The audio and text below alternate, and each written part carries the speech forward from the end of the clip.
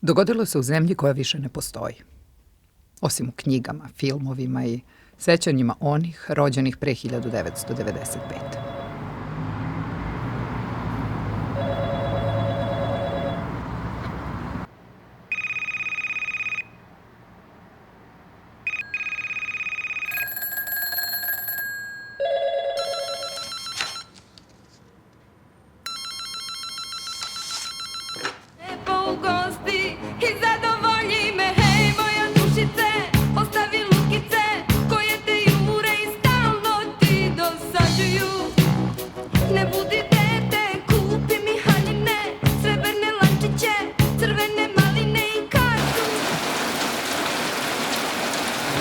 Sve nevolje koje nas svakodnevno pritiču.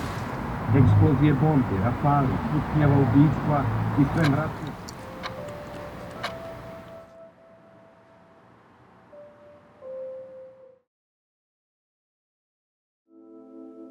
I sada je vreme za odlazak.